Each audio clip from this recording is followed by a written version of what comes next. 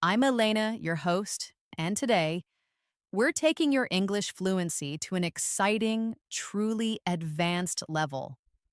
You've probably already mastered those essential connectors like and, but, and so that make your speech flow beautifully. But what if you want to add even more everyday polish and truly sound like a native speaker? What if you want to break through that invisible barrier that so often separates a good English speaker from a truly great one? That barrier is often built from the small, subtle words and phrases that native speakers use without even thinking. Today, we're diving deep into the world of a massive 75 unique English connectors that are the secret key to unlocking that next level. These are phrases and words you'll hear natives use constantly in coffee shops, in business meetings, and on their favorite TV shows, but which aren't always taught in standard lessons. They're those verbal shortcuts and subtle signals that make conversations effortless, natural, and incredibly engaging. They are the linguistic glue that holds natural speech together, making it sound cohesive and sophisticated. Learning these connectors will do more than just expand your vocabulary. They're going to fundamentally change the way you communicate. They're going to help you express yourself with incredible nuance, allowing you to go beyond basic statements to convey subtle meanings, feelings, and intentions. They will help you sound naturally fluent, weaving your ideas together so smoothly that your speech flows like a gentle river, just like native speakers do. You'll also be able to guide your listener, making it easy for others to follow your thoughts, stories, and arguments without getting lost. And ultimately, you will gain immense confidence, feeling more at ease and capable in a wider range of conversations and situations, from casual chats to formal presentations. Before we jump into these fantastic linguistic tools, if you haven't already, please remember to subscribe to the channel and hit that bell icon. This small click is a huge support for our community and ensures you won't miss any of our upcoming lessons designed to empower your English journey. All right, are you ready? Let's unlock some truly unique ways to connect your thoughts and impress with your English every single day. Our first category is all about adding information. Of course, you know and also, but to sound more advanced, you need ways to add ideas with more style and emphasis. These connectors allow you to add subtle layers of meaning, emphasize an additional point, or introduce supporting information in a more sophisticated way. They show your listener that you're not just listing facts, but building a richer, more detailed picture. Let's begin. First, let's talk about as a matter of fact. This is a great phrase to add emphasis, provide a stronger or more accurate piece of information, or even correct a misconception in everyday conversation. It basically means in reality or actually, but it carries a tone of revealing something that might be surprising or contrary to what someone expects. For example, if someone says, "I thought you were busy today and couldn't come," you might reply, "As a matter of fact, I just finished my work, so I'm completely free." See how it feels really natural for adding a surprising or clarifying detail? It directly addresses the other person's assumption and corrects it politely. Another common use is for strengthening a statement. It wasn't easy. As a matter of fact, it was one of the most difficult challenges I've ever faced. Here it adds weight and intensity. Let's practice. I'll say the example and you can repeat it after me to get the feel for the intonation. I heard you don't like coffee. As a matter of fact, I love it. Ready? I heard you don't like coffee. As a matter of fact, I love it. Now you try to use it to strengthen a point. I'll give you the first part. She looks tired. You add the second part. Ready? She looks tired. As a matter of fact, she worked all night. Next up is mind you.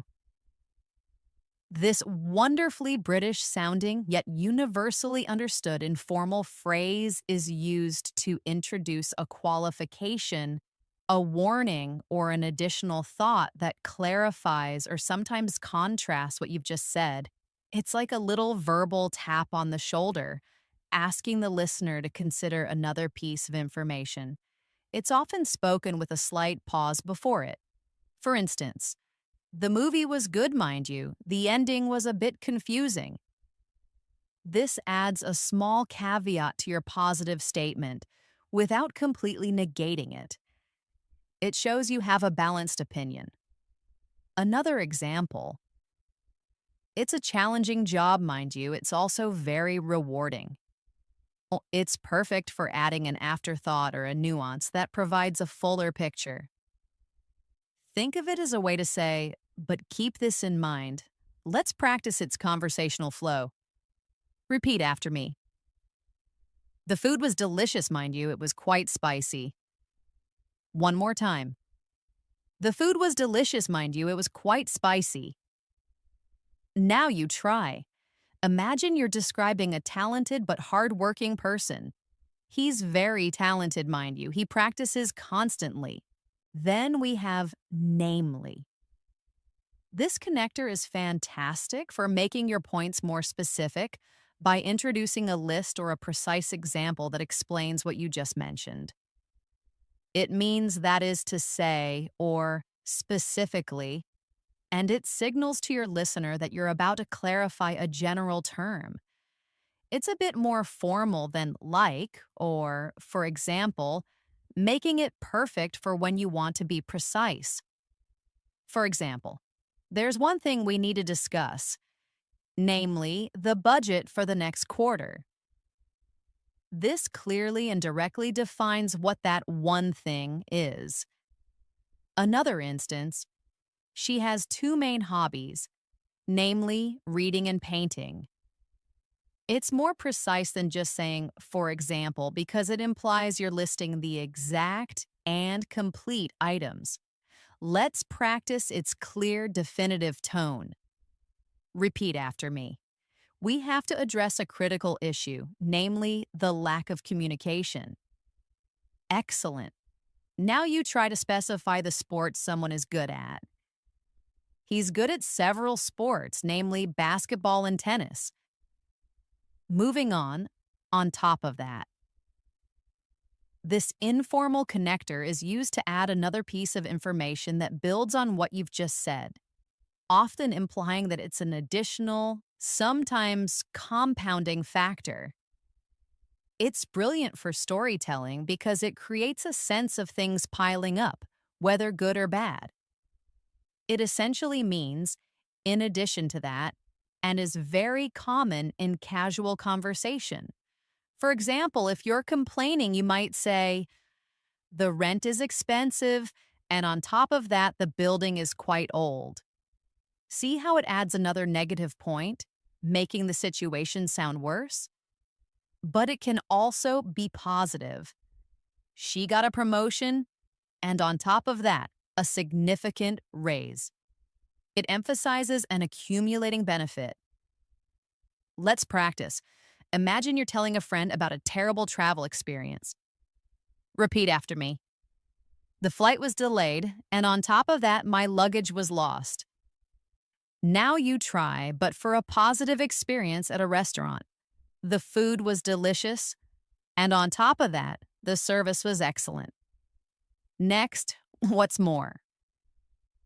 This phrase is similar to on top of that, but it's used to add an extra piece of information that is often more important, surprising, or adds greater weight to what you've just said.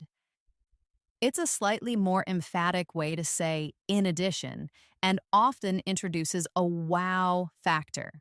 For example, he's incredibly intelligent, and what's more, He's extremely humble. The humility here is presented as an impressive added quality that makes his intelligence even more remarkable. Another example: the new policy saves money, and what's more, it improves efficiency. The efficiency boost is highlighted as a significant bonus beyond just the savings. Let's practice. Repeat after me. The movie was entertaining, and what's more, it had a powerful message. Great! Now you try. Imagine describing a colleague's amazing work. She finished the project early, and what's more, it was absolutely perfect. Then, additionally, this connector is a slightly more formal but still very common way to introduce an extra piece of information or another point. It's a perfect, all-purpose connector that works well in presentations, emails, or more structured conversations. It means in addition or further. For example, our company offers great benefits. Additionally, we have a fantastic work culture. It builds on the previous positive point in a very clear and organized way. Here's another example where it's used for instructions. You need to bring your passport. Additionally, please make sure you have your visa. It adds another necessary item to the list. Let's practice. Repeat after me. The product is user-friendly. Additionally, it's very affordable. Now you try to list the good points about a meal. The food was fresh. Additionally, the service was excellent. Another useful connector is not to mention. This informal phrase is used to introduce an extra point that is particularly important or noteworthy, often as an afterthought or for emphasis. The clever thing about this phrase is that you are, in fact, mentioning it, but you pretend it's almost too obvious to say. It means, and especially. For instance, the trip was amazing. We saw beautiful sights, not to mention the incredible food. Oh, it highlights the food as a significant, can't-be-forgotten part of the experience. Another example: he's very supportive, not to mention incredibly generous. It adds generosity as another major positive trait. Let's practice. Repeat after me. She's a great chef, not to mention an excellent baker. Wonderful. Now you try describing a beautiful location. The weather was perfect, not to mention the stunning views. Finally, for our original set coupled with, this connector implies that two things are combined or occur together, and their combination leads to a particular result or situation.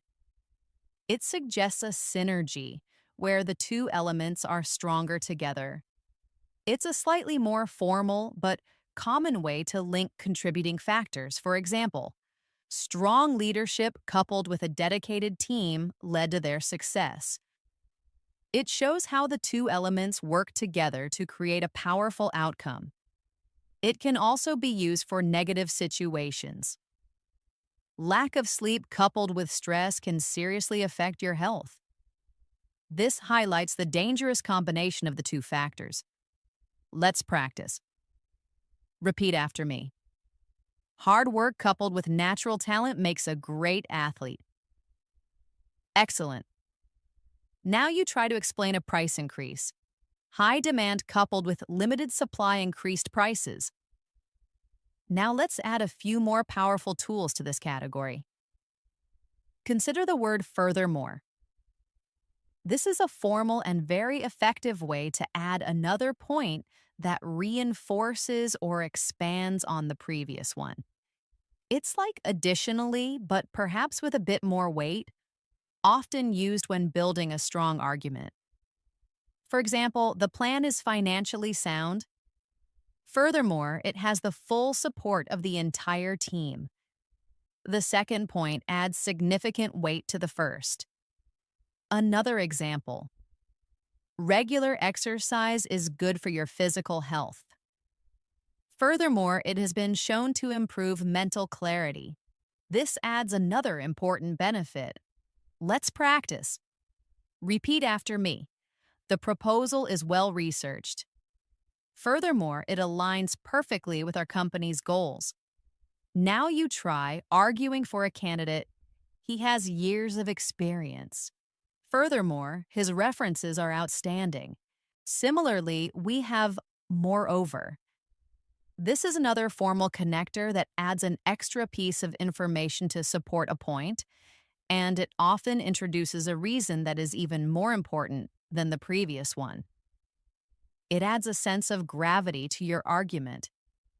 For instance, the new law is unfair to small businesses. Moreover, it is nearly impossible to enforce. The second point highlights a major practical flaw, making the argument stronger. Another example. I don't want to go to the party because I'm tired. Moreover, I have an early meeting tomorrow. The meeting is an even more compelling reason to stay home. Let's practice. Repeat after me. The location is inconvenient. Moreover, the rent is far too high. Now you try explaining why you can't take on a project. My schedule is already full. Moreover, I lack the specific expertise required. Let's look at a more conversational one. In the same vein. This lovely phrase is used to show that your next point is similar to or continues the same line of thought as the one you just made. It means similarly or in a similar way. For example, I really believe we should focus on improving customer service. In the same vein, we need to train our staff more effectively. The training is directly related to the goal of improving service. Another example, she spoke about the importance of environmental conservation. In the same vein, her colleague discussed the benefits of renewable energy. The topics are closely related. Let's practice. Repeat after me. He criticized the lack of funding for the arts. In the same vein, he called for more support for local musicians. Now you try, adding a related suggestion.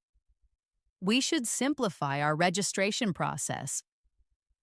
In the same vein, we should make our website easier to navigate. Now let's move on to a crucial skill for fluent conversation: expressing contrast and concession. Life isn't always simple agreement. We often need to show different sides of an issue. These phrases allow you to smoothly introduce opposing ideas or acknowledge a point before presenting your own, making your debates and discussions sound much more natural, balanced, and intelligent. First, let's explore having said that, or its shorter, more common form, that said. These are incredibly common in spoken English to acknowledge a previous point or concede something, then immediately introduce a contrasting or balancing idea. It shows you are a reasonable person who can see both sides. For example, the car is expensive. Having said that, it's also very reliable. You admit the high price, but then counter with its good quality. Or you can use the shorter form. I don't usually like action movies. That said, this one was actually quite good. These phrases make your argument sound balanced and thoughtful. Let's practice. Repeat after me. The job requires long hours. Having said that, the pay is excellent. Now you try with a shorter version. Imagine you're in a tough situation. It's a tough decision. That said, we need to make it. Next, we have even so. This connector is used to emphasize that something is true or will happen despite a previous statement or condition. It's a slightly stronger version of nevertheless, often used when the contrasting point is a bit surprising or shows determination. For instance, it started raining heavily. Even so, we decided to go for our walk. The rain was a strong reason to stay inside, but it didn't stop them. Another example showing perseverance. The task was extremely difficult. Even so, she managed to complete it ahead of schedule. It conveys a sense of an unyielding fact in the face of obstacles. Let's practice. Repeat after me. He apologized profusely. Even so, I'm still upset. Now you try. Talking about food? The food was cold. Even so, it tasted good. Then, be that as it may. This phrase is a more formal and sophisticated way to acknowledge a point or argument, but then shift to make a new, often contrasting point that you feel is more important. It means, despite what has been said, or even if that is true. For example, in a debate, you might say, the argument from the other side was compelling. Be that as it may, I still have serious doubts about its practicality. It allows you to concede a point gracefully while still holding your ground. Another example. It's a tough market. Be that as it may, we must persevere and find a way to succeed. Let's practice its dignified tone. Repeat after me. The deadline is tight. Be that as it may, we will deliver on time. Now you try. Face in bad weather. The weather is bad. Be that as it may, we still need to go. Moving on. Whereas. This connector is used to introduce a statement that contrasts directly with something previously mentioned. It often presents two opposing ideas or facts within the same sentence, making it excellent for direct comparisons. For example, my brother loves classical music, whereas I prefer rock. This highlights a direct difference in preference clearly and concisely. Another example comparing work styles. Some people prefer to work alone, whereas others thrive in a team. It's great for presenting two distinct options or realities side by side. Let's practice. Repeat after me. She enjoys quiet evenings at home, whereas her roommate loves loud parties. Now you try to compare physical traits. He's very tall, whereas his sister is quite short. Next, by contrast. This phrase is used to introduce a noticeable and often significant difference with something previously mentioned. It signals a clear, sharp comparison between two distinct entities or ideas. You often use it to start a new sentence. For instance, the old system was slow and inefficient. By contrast, the new system is incredibly fast. It sets up a strong opposition that emphasizes the improvement. Another example. City life is fast-paced and often stressful. By contrast, rural life is much more relaxed. It's very common in discussions or reports where you need to highlight differences. Let's practice. Repeat after me. Our initial sales were low. By contrast, our current figures are excellent. Now try comparing personalities. She's an extrovert. By contrast, her husband is an introvert. Then, unlike. This connector is a very direct and efficient way to highlight a dissimilarity or difference from something else. It clearly states that something is not like another thing, usually at the beginning of a sentence. For example, unlike my brother, I enjoy cooking. This shows a clear difference in hobbies right away. Another instance. Unlike most smartphones, this model has a very long battery life. It's concise and effective for pointing out unique features or differences. Let's practice. Repeat after me. Unlike the previous version, the new software is very easy to use. Now you try to contrast your habit with someone else's. Unlike me, she loves waking up early.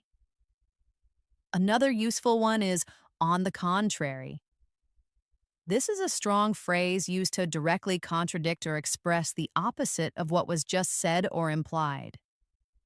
You use this when someone has the wrong idea and you want to correct them emphatically. It often shows strong disagreement or correction. For example, if someone says, "I thought you disliked the proposal," you could respond, "On the contrary, I find it very promising." This expresses a clear opposing view. Another example: many people think it's a failure. On the contrary, it's a valuable learning experience. It frames the situation in a completely opposite way. Let's practice. Imagine someone has the wrong impression of a colleague. Repeat after me. You think he's lazy? On the contrary, he's one of the hardest workers I know. Now you try correcting someone's assumption about your feelings. I wasn't disappointed. On the contrary, I was thrilled. Finally, for this group, while used for contrast. While the word while often means at the same time, it's also very commonly used to introduce a contrasting idea or concession, similar to although, but often sounding more conversational and less formal. For example, while I understand your point, I don't entirely agree. It acknowledges the validity of one side, but gently presents a different view. Another instance: while the weather was cold, we still enjoyed the hike. It balances two pieces of information, showing that the negative aspect didn't ruin the positive one. Let's practice. Repeat after me. While the project was challenging, it was also very rewarding. Now you try describing a person's mixed qualities. While she is intelligent, she can also be quite stubborn. Let's now add some more nuanced ways to show contrast. Let's look at nevertheless and nonetheless. These two words are very similar and essentially interchangeable. They are formal and strong ways to say despite that, or even so. They introduce a fact or idea that is surprising in light of the previous statement. For example, the research was complex and time-consuming. Nevertheless, the team completed it successfully. This emphasizes their achievement despite the difficulty. Another example: there were many obstacles. Nonetheless, he was determined to succeed. It shows resilience. Let's practice with nevertheless. Repeat after me. The traffic was terrible. Nevertheless, we arrived on time. Now you try with nonetheless, describing a difficult choice. I was scared of the change. Nonetheless, I knew it was the right decision. Next, consider at the same time. This phrase is fantastic for introducing a contrasting idea that exists simultaneously with the first one. It suggests a balance or a conflict between two realities. For instance, I'm excited about the new job. At the same time, I'm nervous about the extra responsibility. It perfectly captures the mixed feelings. Another example: he wants to save money for the future. At the same time, he enjoys traveling and experiencing new things. This highlights a classic conflict between two desires. Let's practice. Repeat after me. The movie was very long. At the same time, I didn't want it to end. Now you try expressing your view on technology. I love the convenience of my smartphone. At the same time, I worry about spending too much time on it. Here's a great, slightly more advanced phrase: for all that. This connector means despite or in spite of. Oh, it's used to show that even though something is true, it doesn't change the main point. For example, he has some flaws, but for all that, he is a very good friend. This means despite his flaws, his good quality as a friend remains. Another example: it was a difficult journey, But for all that, I wouldn't have missed it for the world. The difficulty didn't ruin the value of the experience. Let's practice. Repeat after me. The work is demanding. For all that, it's incredibly rewarding. Now you try describing a place. The city is noisy and crowded. For all that, it's a very exciting place to live. Let's end this section with a very conversational connector. Still and all. This is an informal phrase, very common in North American English that means despite everything or nevertheless. It's a folksy way to acknowledge difficulties before stating a final, overriding truth. For example, we had a lot of disagreements and faced many problems. Still in all, we managed to finish the project together. It summarizes the journey and focuses on the positive outcome. Another example. It was a tough year for the family. Still in all, we have each other, and that's what matters. It adds a touch of heartfelt resilience. Let's practice. Repeat after me. The trip had some bumps in the road. Still in all, it was a fantastic vacation. Now you try, reflecting on a learning experience. I made a lot of mistakes. Still in all, I learned so much. Understanding how to explain reasons, goals, and conditions is essential for clear communication. This next group of connectors will help you do just that. They help you explain the conditions under which something will happen, the specific purpose behind an action, or the underlying reason for a situation, adding precision to your plans and explanations. First, consider given that. This connector means considering that, or because of the fact that. It's used to introduce a known fact or circumstance that forms the basis for your next statement or logical conclusion. You're essentially saying, because this part is true, this other part must follow. For example, given that the economy is unstable, we need to be careful with our investments. The economic situation is the established reason for caution. Another example, given that you're so busy, I can help with this task. It implies a logical offer based on the other person's situation. Let's practice. Repeat after me. Given that it's getting late, we should probably go home. Now you try, planning for the weather. Given that the forecast is rain, we should bring umbrellas. Next up is in the event that. This phrase is used to talk about a possible future situation or contingency. It means if something happens or should it occur. It's very common for making plans or stating precautions, especially in more formal contexts. For example, in the event that you have any questions, please contact our support team. This prepares for a potential query. You can also use in the event of followed by a noun. In the event of a power outage, use the emergency lights. Both forms are useful for providing instructions for specific scenarios. Let's practice. Repeat after me. In the event that the flight is delayed, we will notify you by text message.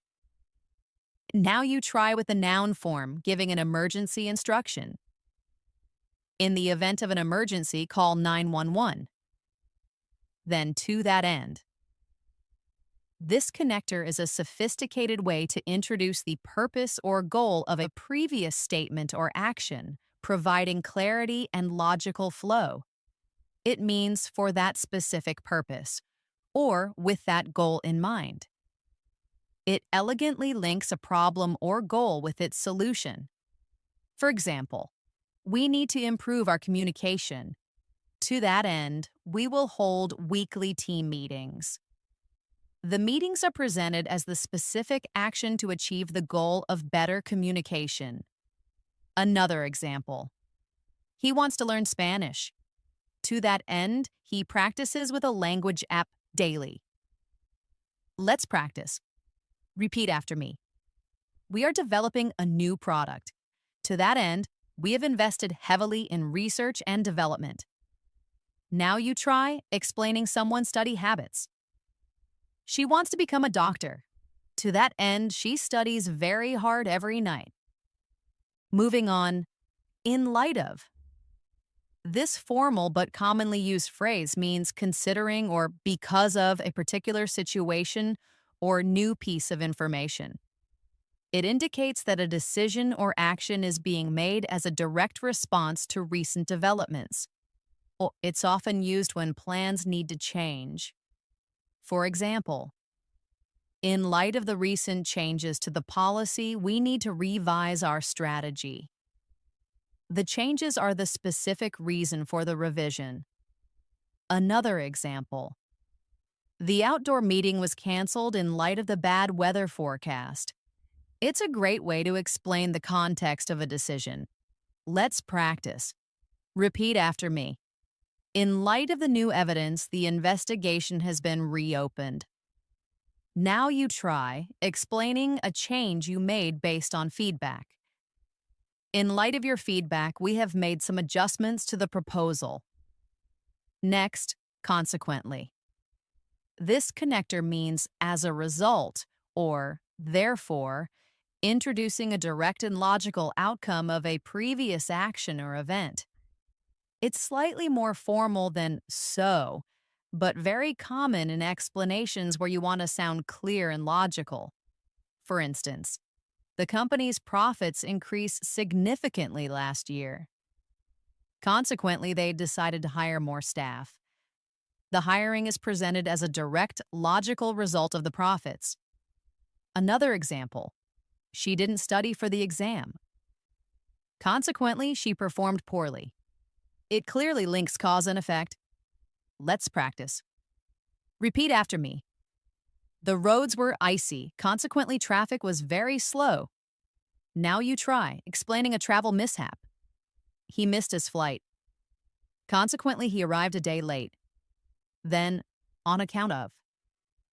This phrase means because of or due to, providing a reason for something.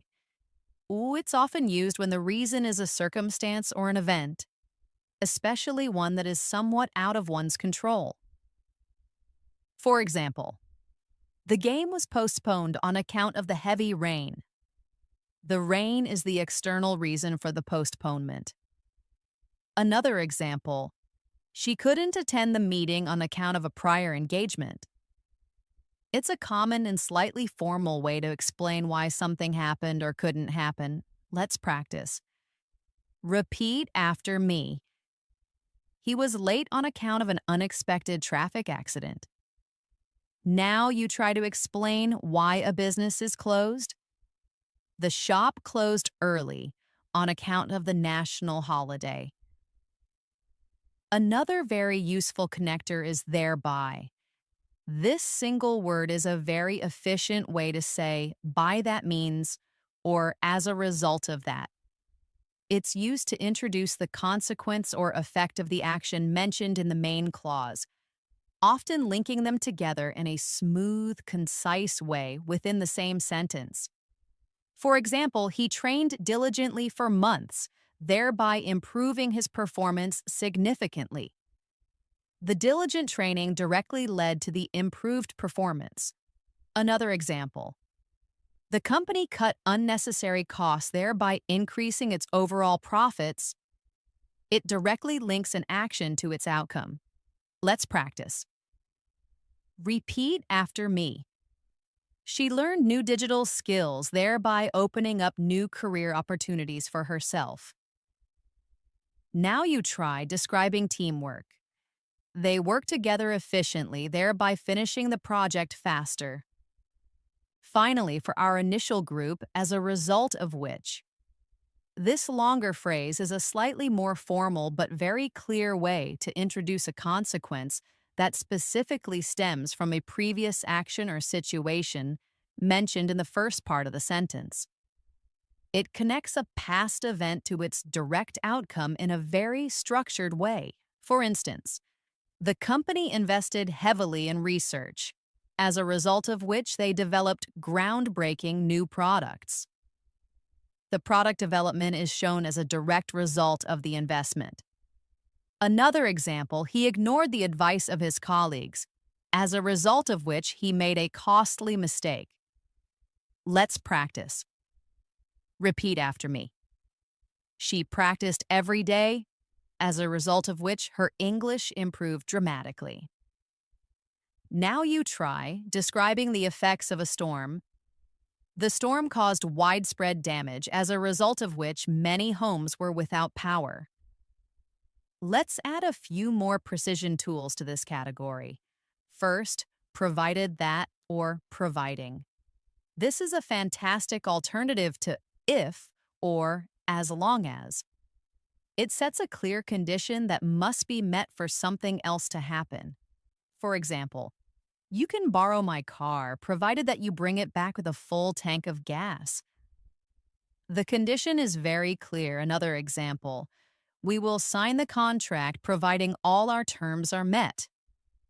It's common in negotiations and making agreements. Let's practice with provided that. Repeat after me. The event will be held outdoors provided that the weather is good. Now you try with providing, setting a condition for a job. I will accept the offer, providing the salary is negotiable. Next, let's explore insofar as. This is a more advanced and formal phrase that means to the extent that. It's used to qualify a statement, limiting it to a particular aspect. For instance, I agree with his proposal insofar as it relates to the budget. This means you agree with the budget part, but maybe not other parts. Another example. The new system is an improvement insofar as it is faster than the old one. It's an improvement specifically in terms of speed. Let's practice. Repeat after me. The book is helpful insofar as it provides a good introduction to the topic. Now you try, giving a qualified opinion.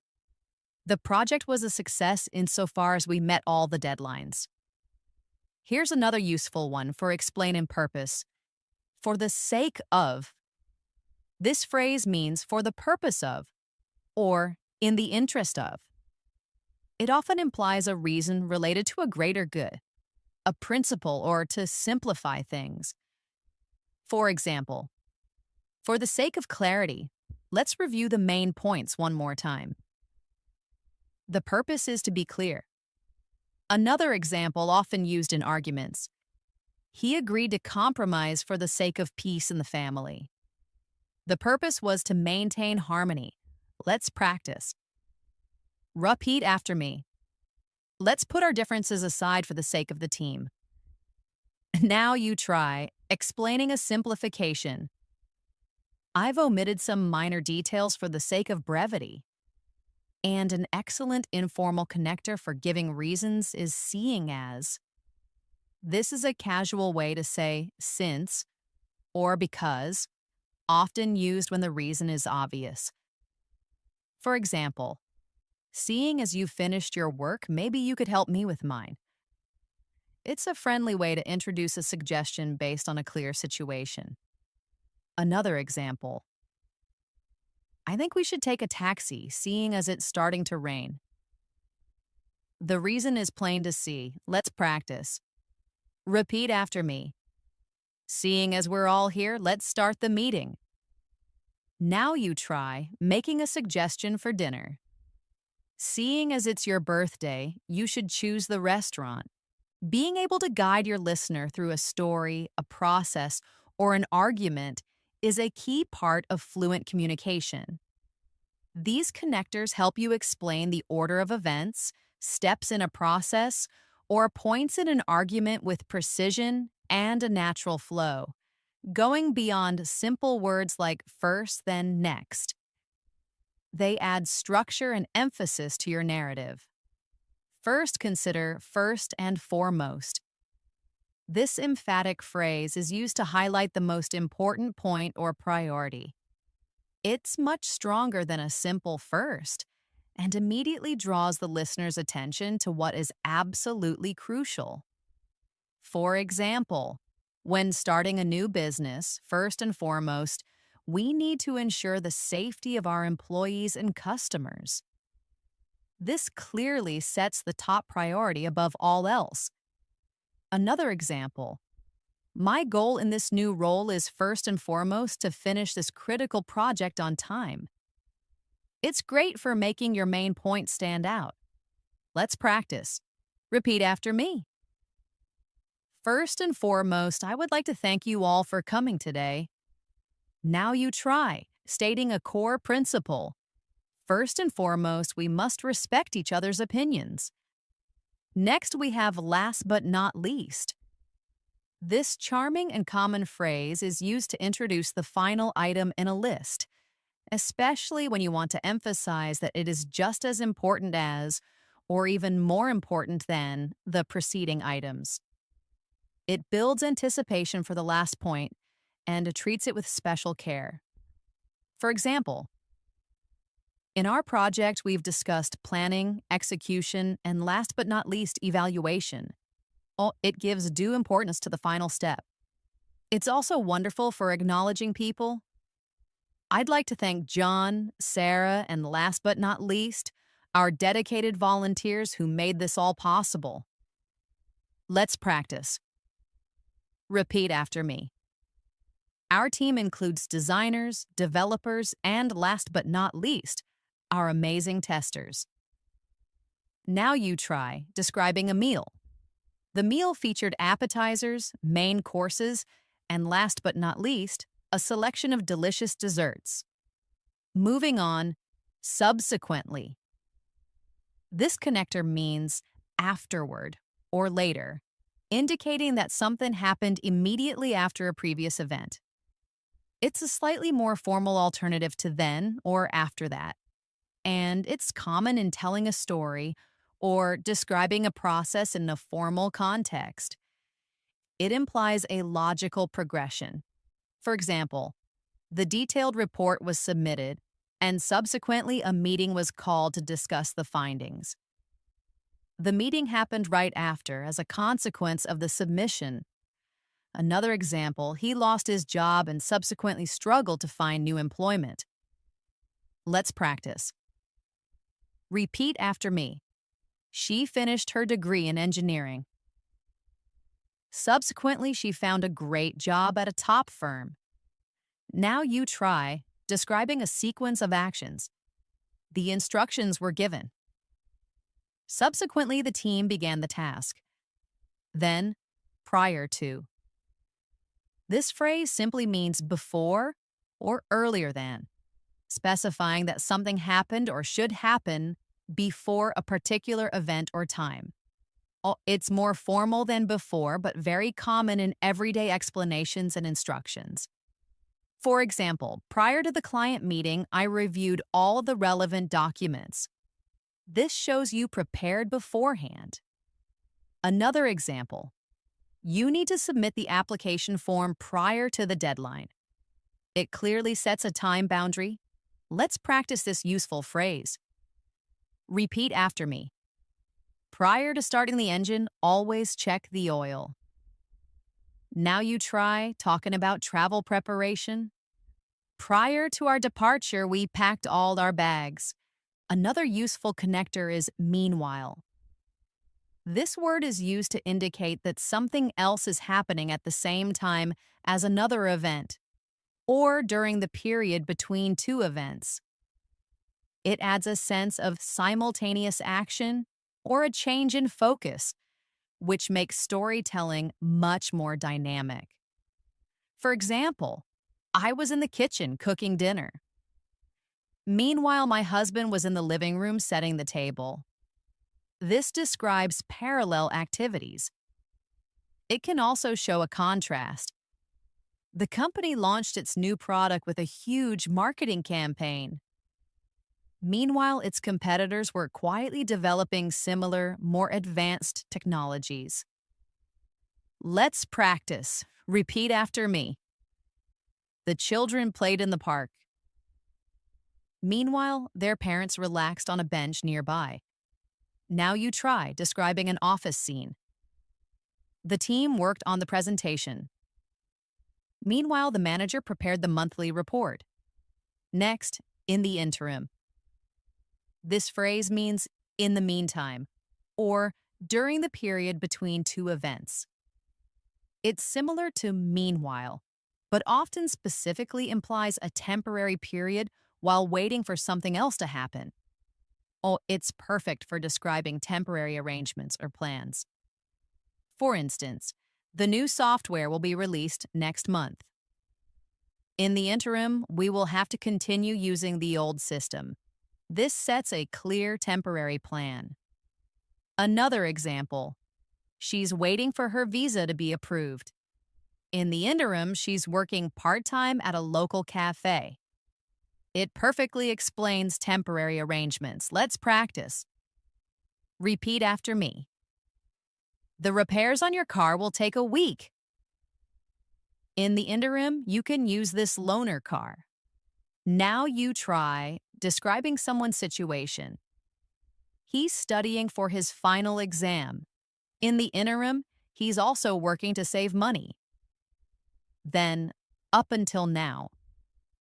This phrase is used to describe a situation or action that has been true or happening continuously from the past right up to the present moment.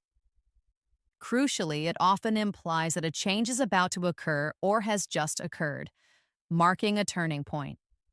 It sets a clear time frame that is now ending. For example, up until now, we've always used traditional marketing methods.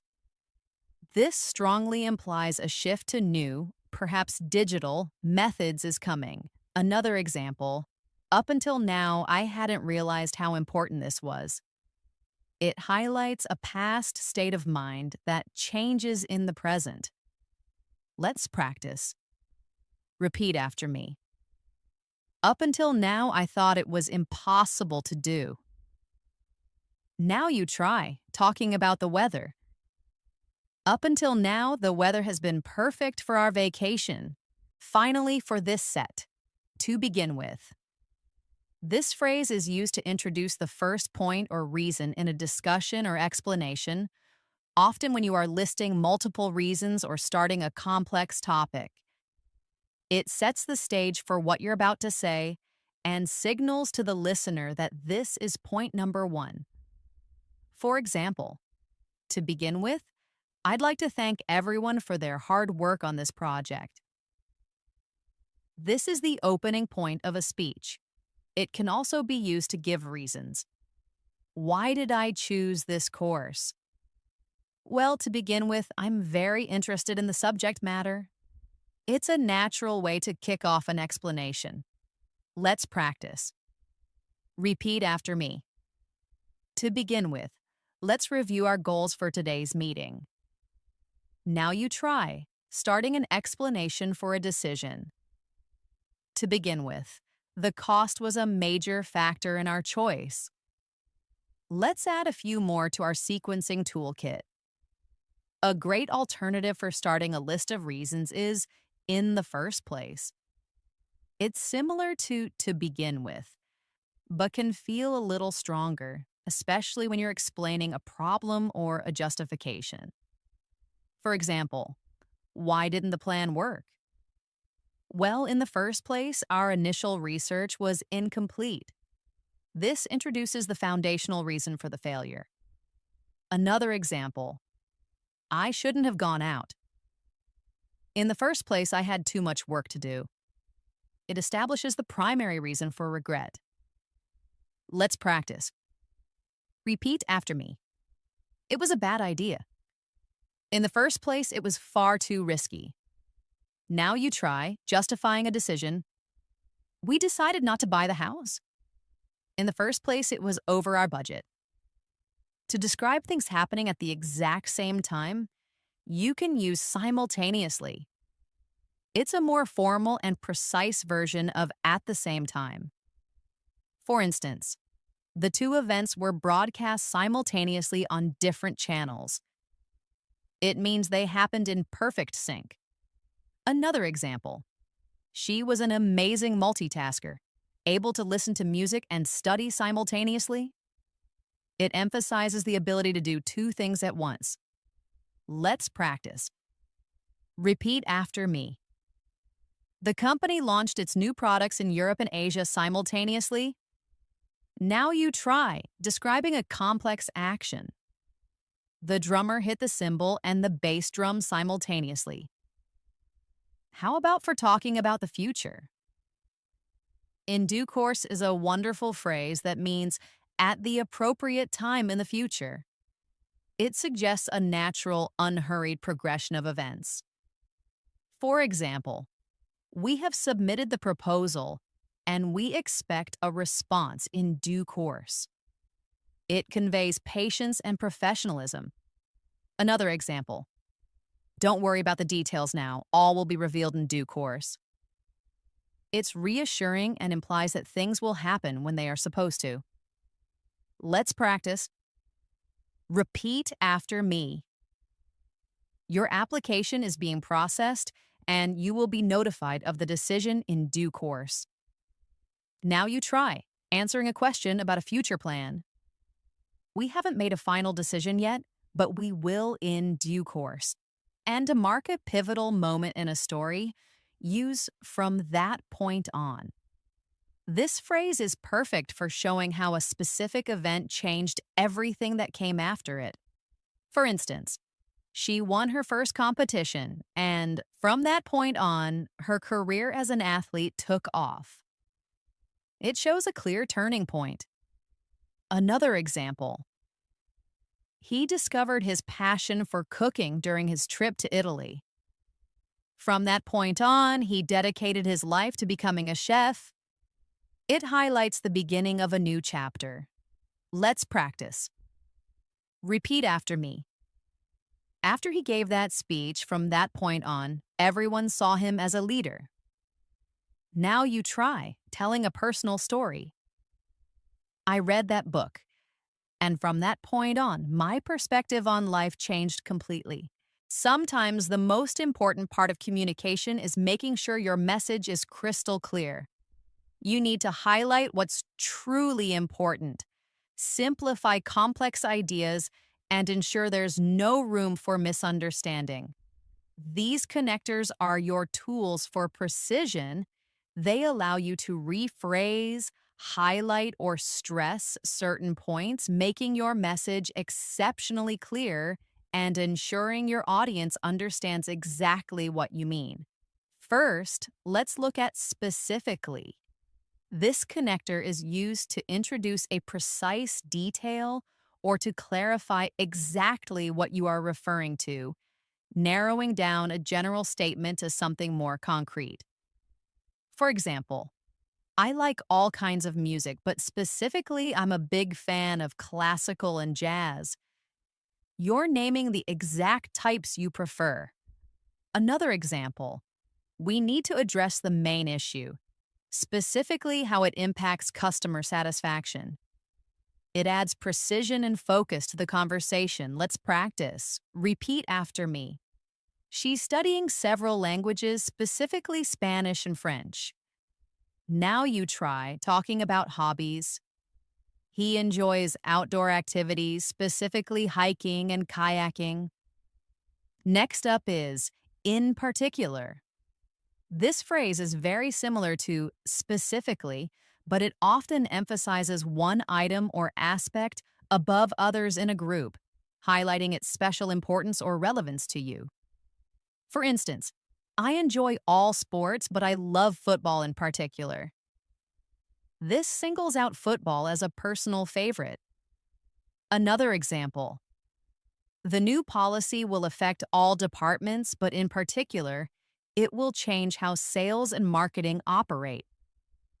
It draws special attention to the areas that will be most impacted. Let's practice. Repeat after me. The book was excellent. In particular, the last chapter was unforgettable. Now you try expressing a preference. I love traveling, in particular to historical sites. Then, needless to say. This is a clever rhetorical phrase. It's used to introduce a point that is so obvious or well known that it doesn't really need to be stated. Yet you state it anyway for emphasis or completeness.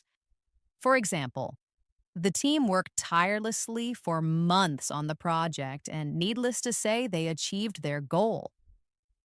The success was the expected, obvious outcome. Another example. He's been practicing the piano since he was 5 years old. Needless to say, he's very skilled. It highlights an undeniable fact in a slightly dramatic way. Let's practice. Repeat after me. The weather was terrible, and needless to say, the outdoor event was canceled. Now you try talking about a great student. She's a brilliant student. Needless to say, she passed the exam with flying colors. Moving on, crucially, this powerful adverbial connector emphasizes that a point is of extreme importance, implying that it is essential for understanding the whole situation or for the outcome of a situation. It signals a make or break point. For example, the first step is planning, but crucially, we need to secure funding before we can begin. The funding is presented as the vital, non-negotiable element. Another example for a student: listen carefully because crucially this information will be on the final test. It signals paramount importance. Let's practice. Repeat after me. The details are complex, but crucially we must focus on the main objective. Now you try giving life advice. Communication is important, but crucially, listening is vital. Next, notably.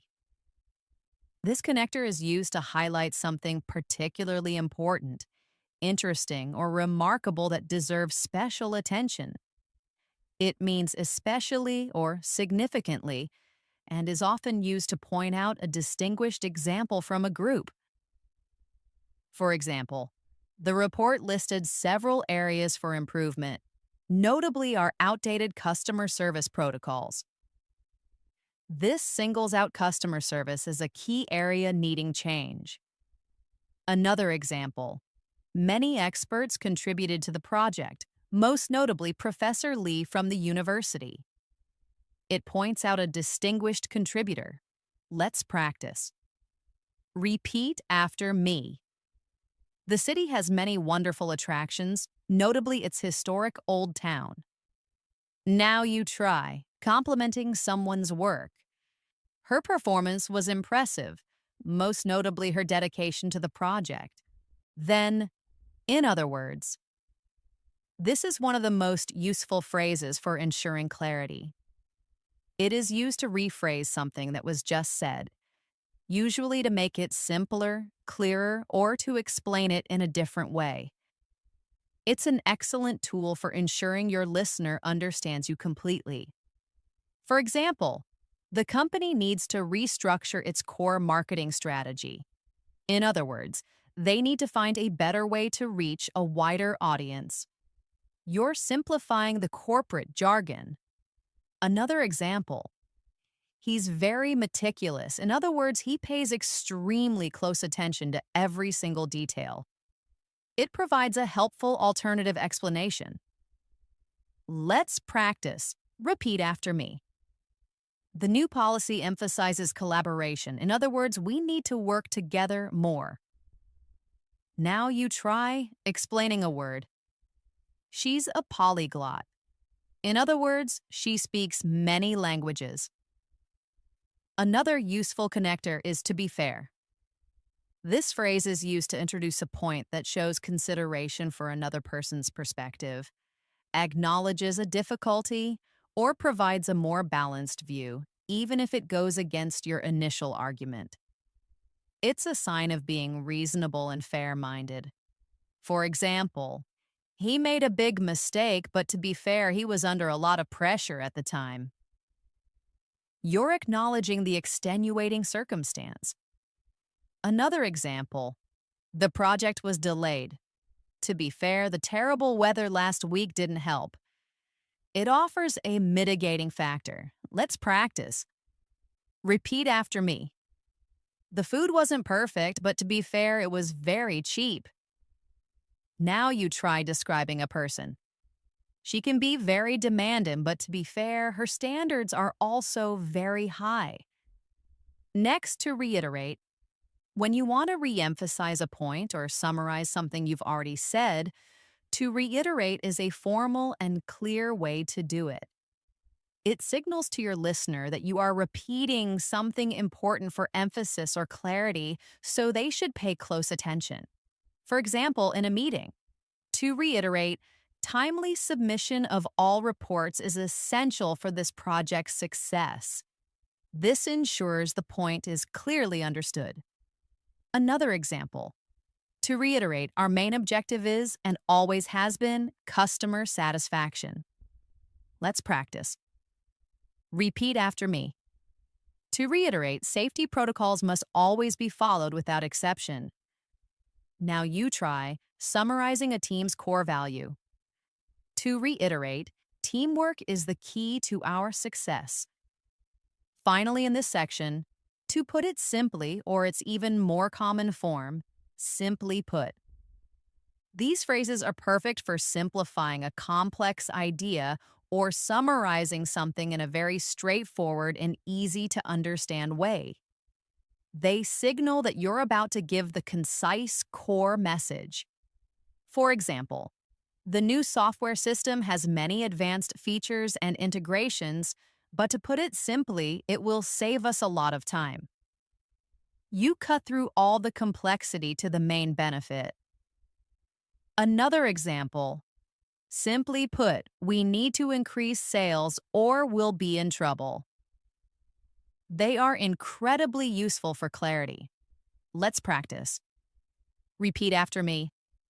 The economic situation is complicated, but to put it simply, we need to adapt quickly. Now you try giving direct advice. Simply put, you need to practice every day if you want to improve. Let's expand this category with even more ways to emphasize and clarify. A great phrase for getting to the core of an idea is in essence. This means fundamentally or at its heart. You use it to strip away the details and reveal the most important quality of something. For example, the new strategy involves many changes, but in essence, it's about putting the customer first. This identifies the core principle. Another example, their philosophies seem different, but in essence, they both believe in the importance of community. It highlights a fundamental similarity. Let's practice. Repeat after me. The job description is long, but in essence, they are looking for a creative problem solver. Now you try summarizing a book's theme. The story is complex, but in essence, it's a tale about friendship. A more formal version of, in other words, is that is to say. It is often used in writing or formal speech to provide further explanation or clarification of a point. For instance, the two countries have reached an impasse. That is to say, neither side is willing to compromise. It clarifies the meaning of impasse. Another example. He is a connoisseur of fine art. That is to say, he has a deep knowledge and appreciation of painting and sculpture. It explains what connoisseur means in this context. Let's practice. Repeat after me. The results were inconclusive. That is to say, we could not prove or disprove our theory. Now you try clarifying a statement. We need to be more proactive. That is to say, we should anticipate problems before they happen. For absolute emphasis, you can use without a doubt. This phrase leaves no room for uncertainty and shows complete conviction. Oh, it's a powerful way to state an opinion or a fact you are certain of. For example, she is, without a doubt, the best candidate for the job. It strongly endorses her. Another example, this is, without a doubt, the most beautiful sunset I have ever seen. It expresses strong feeling. Let's practice. Repeat after me. Without a doubt, this has been an incredible experience. Now you try giving a strong opinion. That was, without a doubt, the worst movie I've seen all year. And finally, to highlight the most important thing, use above all. This phrase puts one point, principle, or instruction at the very top of the list in terms of importance. It means more than anything else. For example, when you are driving, you must be careful, but above all, you must not speed. It highlights the most critical rule. Another example, she is intelligent, hardworking, and kind. But above all, she is honest. It singles out honesty as her most important quality. Let's practice. Repeat after me. Remember to be prepared, be on time, and above all, be yourself. Now you try giving advice. To learn a language, you need to study grammar and vocabulary, but above all, you must practice speaking. Finally, we've reached our last category, which is all about wrapping things up. How you summarize your points and conclude your thoughts can leave a lasting impression. These connectors help you summarize, give a general impression, introduce your own viewpoint, or bring your thoughts to a clear and natural close in everyday conversations. First, let's explore all things considered. This phrase is used to indicate that you are taking all the different factors and circumstances into account when making a general statement or drawing a final conclusion. It means when everything is taken into account and shows a thoughtful, balanced judgment. For example, there were a few technical issues, but all things considered, the event was a huge success. It offers an overall positive assessment despite minor problems. Another example, it was hard to leave my old friends, but all things considered, it was a good decision to move to this city. It provides a balanced, comprehensive summary. Let's practice. Repeat after me. All things considered, the team performed admirably this season. Now you try summarizing your day. All things considered, it was a very productive day. Next, we have from my perspective. This phrase is excellent for clearly stating that you are offering your own opinion or viewpoint, especially when discussing subjective topics. It's a polite and common way to introduce a personal take without presenting it as an absolute fact. For example, others might disagree, but from my perspective, the new plan is a good idea. You're clearly sharing your personal belief. Another example. From my perspective, teamwork is the most crucial key to success in any project. It emphasizes your individual view. Let's practice. Repeat after me. From my perspective, the movie was quite thought-provoking. Now you try sharing your opinion in a meeting. From my perspective, we need more time to complete this properly than, for one thing. This useful phrase is used to introduce the first reason or example in a list of several that support your point. It signals to your listener that you're about to give a specific reason and that more reasons might follow. For example, why don't I like cold weather? Well, for one thing, it's so hard to stay warm. This is your primary reason, implying there are others. Another instance, he's a great colleague. For one thing, he's always willing to help out when you're busy. It sets up a series of supporting points. Let's practice. Repeat after me. I can't go out tonight. For one thing, I'm really tired. Now you try explaining a challenge. Why is this project so challenging? For one thing, the deadline is extremely tight. Moving on, in a nutshell. This is a very informal and common phrase used to summarize something briefly and concisely, getting straight to the main point. It means in short, or to put it simply, but it has a more casual, friendly feel. For example, the whole story is complicated with lots of details, but in a nutshell, we won the contract. You're giving the essential outcome. Another example. In a nutshell, the meeting was very productive and we made some key decisions. It's perfect for a quick, informal recap. Let's practice. Repeat after me. His philosophy is complex, but in a nutshell, he believes in kindness above all. Now you try simplifying a problem. The problem is complicated, but in a nutshell, we need more resources. Next, ultimately. This connector is used to introduce the final or most important result, conclusion, or outcome after a series of events or considerations.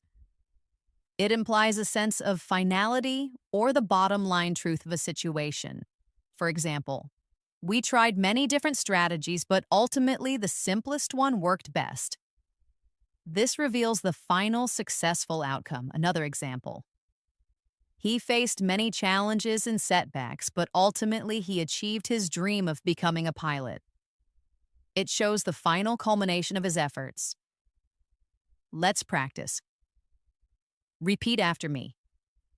The process was long and difficult, but ultimately it was worth it. Now you try, indicating where the final responsibility lies. Ultimately, the decision rests with you. Then to recap. This informal phrase is used to quickly summarize or review the main points that have just been discussed. It's a more conversational alternative to summarize or in conclusion, and it's perfect for the end of a meeting or a conversation. For instance, okay, we've covered a lot of ground today. To recap, we discussed the new marketing plan, the budget, and the timeline. It signals a quick summary is coming. Another example. To recap, the most important thing is to remember to practice daily. It's perfect for a brief review. Let's practice. Repeat after me. The meeting covered many topics. To recap, we agreed on the budget and the timeline. Now you try summarizing a goal. To recap, our main goal is to improve customer satisfaction. Another very useful connector is by the same token. This excellent and somewhat formal connector is used to introduce a statement that is similar to or logically connected with a previous one. It's often used to present a parallel argument or a comparable situation, showing consistent logic. For example, exercise is important for physical health. By the same token, good nutrition is absolutely crucial. It shows a parallel importance. Another example, he expects loyalty from his friends, and by the same token, he offers his own loyalty in return. It shows a balanced, two-way relationship. Let's practice. Repeat after me. Education requires dedication from the student. By the same token, success in a career demands perseverance. Now you try, describing a relationship built on trust. He trusts his team completely. By the same token, they trust him. Next, long story short.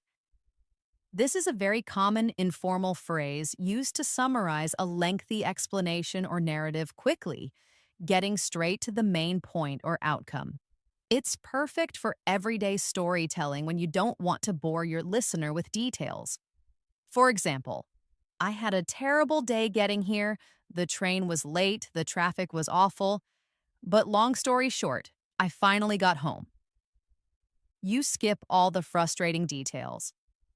Another example. We argued for hours about where to go on vacation, and long story short, we finally agreed to go to the beach. It's a great way to be concise. Let's practice. Repeat after me. I tried to fix my computer for hours, and long story short, I ended up buying a new one. Now you try summarizing a travel day. We traveled all day across 3 countries, and long story short, we made it just in time for the wedding. Finally, in this section, on the whole. This phrase is used to introduce a general statement or conclusion that considers most aspects of a situation, even if there are some minor exceptions. It's similar to overall, but often has a slightly more reflective, considered tone. For example, the weather was unpredictable at times, but on the whole, the vacation was extremely enjoyable. It gives a general positive assessment. Another example. The project had some minor issues along the way, but on the whole, it was a great success. It's great for offering a balanced general impression. Let's practice. Repeat after me. The training was challenging, but on the whole, it was very beneficial. Now you try evaluating a team's progress. The team's performance was mixed in some games, but on the whole, they improved a lot this season. Let's add a few more excellent concluding phrases. A classic is in conclusion. This is a formal and very clear way to signal that you are about to state your final points. It's perfect for the end of an essay, presentation, or formal discussion. For example, in conclusion, I believe that the evidence strongly supports our initial hypothesis. It's a definitive final statement. Another example. In conclusion, I would like to thank everyone who contributed to this project. Well, it marks the end of a speech. Let's practice. Repeat after me. In conclusion, we have identified both the challenges and the opportunities ahead. Now you try ending a proposal. In conclusion, this plan offers a path to sustainable growth. A slightly less formal but still very common alternative is to sum up. This phrase clearly indicates that a brief summary of the main points is coming. It's great for meetings or conversations. For instance, we've discussed a lot of ideas. To sum up, we need more time, more resources, and a clearer strategy. It neatly packages the main takeaways. Another example. To sum up, the trip was an unforgettable adventure. It provides a concise final thought. Let's practice. Repeat after me. To sum up, the 3 key takeaways are focus, communication, and teamwork. Now you try summarizing a book. To sum up, it's a story about courage and resilience. For a more conversational and reflective conclusion, you can use when all is said and done. This phrase means after everything else has been considered, or in the end. It's used to state the most important, fundamental truth of a situation. For example, we can debate the small details, but when all is said and done, customer satisfaction is what matters most. It cuts to the essential point. Another example. He made some mistakes, but when all is said and done, he was a good leader. It gives a final, overall judgment. Let's practice. Repeat after me. It was a long and difficult project, but when all is said and done, we can be proud of what we achieved. Now you try reflecting on a life lesson. You will face many challenges, but when all is said and done, your character is what defines you. And a fantastic direct way to state the most important point is, the bottom line is. This is very common in business and everyday conversation.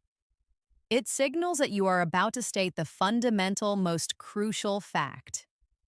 For instance, we can look at many different metrics, but the bottom line is, are we profitable?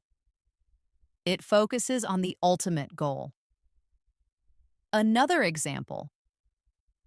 I know you're busy, but the bottom line is this report has to be finished by Friday. It states a non-negotiable reality. Let's practice. Repeat after me. There are many opinions, but the bottom line is the decision is up to the manager. Now you try giving direct advice. You can make excuses, but the bottom line is you need to do the work. Wow, you've just explored a massive 75 truly unique English connectors that are perfect for daily use. We've covered a lot of ground, from adding information with nuance to concluding your thoughts with confidence. They make your conversations flow effortlessly, allowing you to sound much more natural and advanced. These aren't just fancy words to memorize, they are the everyday glue that helps native speakers communicate with such ease and precision. They are the tools you can now use to build more complex, interesting, and fluent sentences. The real magic, of course, happens when you start using them. Knowledge isn't power until it's applied. So here is your action plan. Choose just 3 to 5 of these unique connectors that you particularly like and consciously try to incorporate them into your daily English practice this week. You could even try a Connector of the Day challenge. Pick one in the morning and make it your mission to use it in a real conversation, in a text message, or even just in your own thoughts. Also, start listening for them in movies, TV shows, and podcasts. You'll be amazed at how often you hear them now that you know what to listen for. The more you use them, the more automatic they'll become and the more confident and natural you'll sound. Thank you so much for joining me today on English in Moments. If you found this lesson helpful and feel more confident about adding these 75 unique connectors to your vocabulary, please give this video a big thumbs up. Share it with anyone who wants to boost their English. And of course, make sure you're subscribed to the channel and have that notification bell turned on so you don't miss any of our future lessons. I'm Elena, and I can't wait to see you next time for another English in Moments. Keep learning and keep shining. Bye for now.